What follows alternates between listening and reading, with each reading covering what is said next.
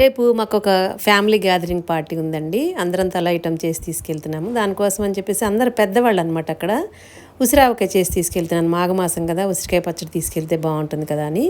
ఇదేంటంటే అమ్మ అత్తయ్య గారి స్టైల్లో చేస్తున్నానండి, పాతకాలం టైప్లో.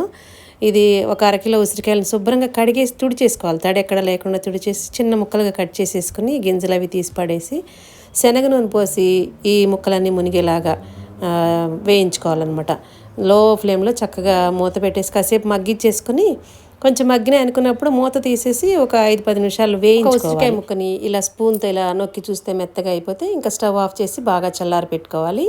ఇప్పుడు పక్కన ఒక చిన్న ప్యాన్ పెట్టుకుని దానిలో ఒక చిన్న బౌల్తో మెంతులు, అలాగే ఇవి బాగా ఎర్రగా వేగిపోయిన తర్వాత లో ఫ్లేమ్లో ఇప్పుడు స్టవ్ ఆఫ్ చేసేసి సేమ్ అదే మెజర్మెంట్తో ఆవాలు కూడా వేసేసి ఇవన్నీ బాగా చల్లారి పెట్టుకుని పొడి కొట్టేసి రెడీగా ఉంచుకోవాలి. ఇప్పుడు పచ్చడి ప్రిపరేషన్కి అన్ని రెడీ అయిపోయింది కాబట్టి ఉసిరికాయ ముక్కలు కూడా బాగా చల్లారిన తర్వాత మనం పొడి కొట్టి పెట్టుకున్న ఈ మెంతుల ఆవాల పొడి ఒక పావు కప్పుతో ఏదో ఒక మెజరింగ్ కప్ తీసుకుని పావు కప్పుతో సాల్ట్, ఫుల్ కప్పుతో కారం వేసేసుకోవాలి. ఉసిరికాయల్లో కొంచెం లైట్గా వగరుంటుందండి.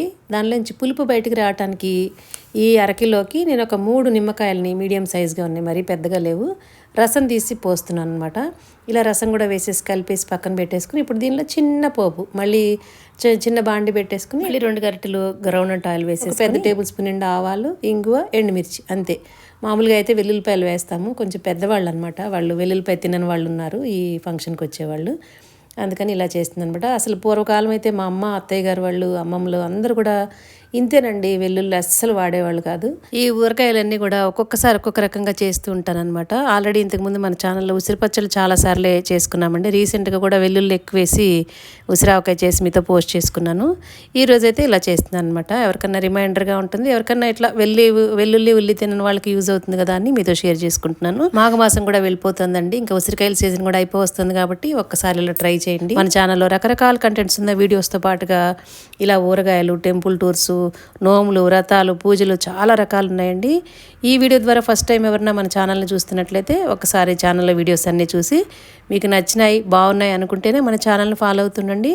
బాగా బాగున్నాయి, బాగా నచ్చినాయి అనుకుంటేనే మన ఛానల్ని సబ్స్క్రైబ్ చేసుకోండి. Thank you for watching.